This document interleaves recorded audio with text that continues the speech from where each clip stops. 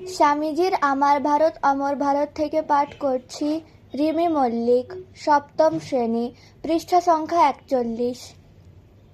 ভারত আবার উঠবে, জড়ের শক্তিতে নয়, চৈতন্যের শক্তিতে।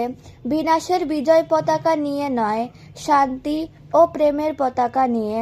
সন্ন্যাসীর গৈরিক বেশ সহায়, অর্থের শক্তিতে নয়, ভিক্ষাপাত্রের শক্তিতে।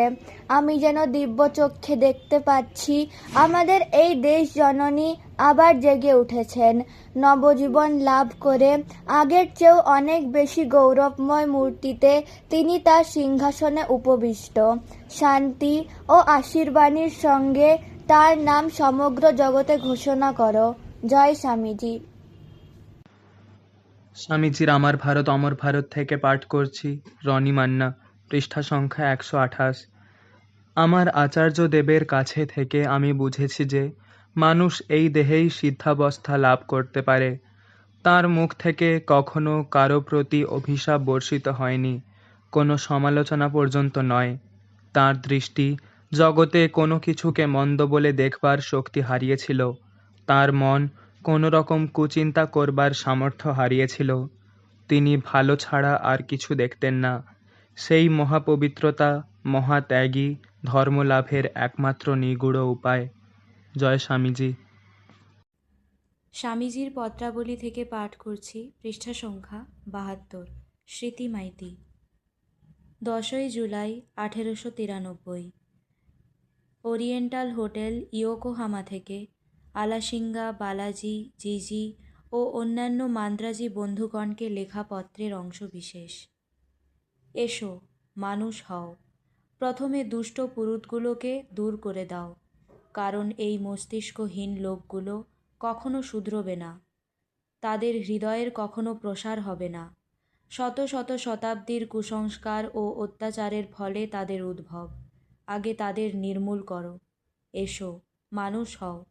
নিজেদের সংকীর্ণ গর্ত থেকে বেরিয়ে এসে বাইরে গিয়ে দেখো সব জাতি কেমন উন্নতির পথে চলেছে। তোমরা কি মানুষকে ভালোবাসো? তোমরা কি দেশকে ভালোবাসো? তাহলে এসো, আমরা ভালো হবার জন্য, উন্নত হবার জন্য প্রাণপণে চেষ্টা করি। পেছনে চেও না, অতি প্রিয় আত্মীয় স্বজন কাঁদুক, পেছনে চেও না, সামনে এগিয়ে যাও।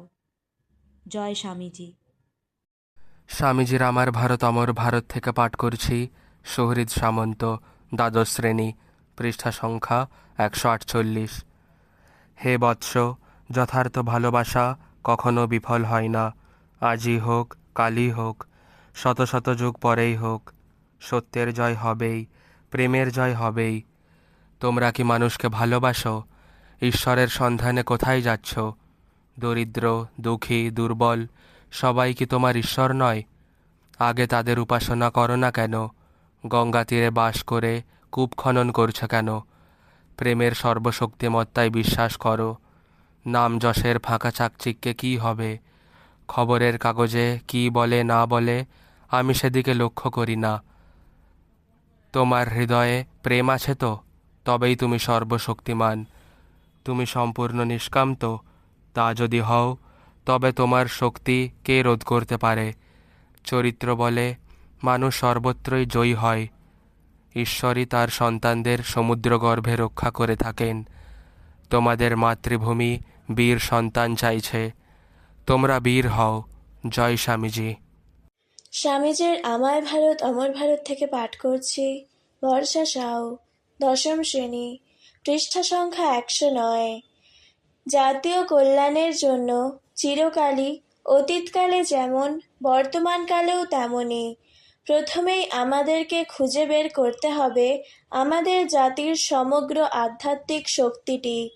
ভারতের বিক্ষিপ্ত আধ্যাত্মিক শক্তিগুলোকে একত্র করাই ভারতের জাতীয় একত্ব সাধনের একমাত্র উপায়।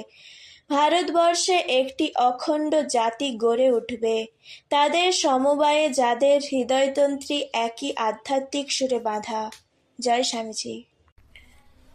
স্বামীজির আমার ভারত অমর ভারত থেকে পাঠ করছি পৃষ্ঠা সংখ্যা 144। অঙ্কুশ সামন্ত, সপ্তম শ্রেণী। চাই পূর্ণ সরলতা, পবিত্রতা, বিরাট বুদ্ধি। এবং সর্বজয়ী ইচ্ছাশক্তি।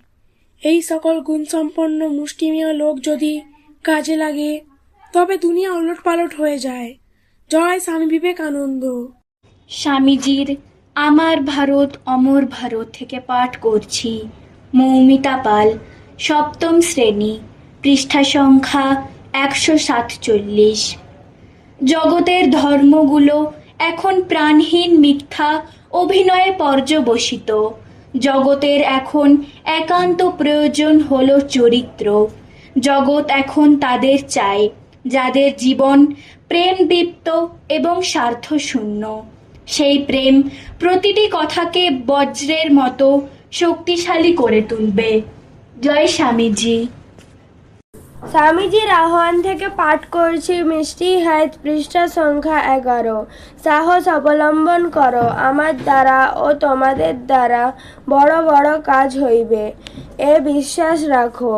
ভগবান বড় বড় কাজ করিবার জন্য আমাদিগকে নির্দিষ্ট করিয়াছেন, আমরা তাহা করিব। জয় স্বামীজি।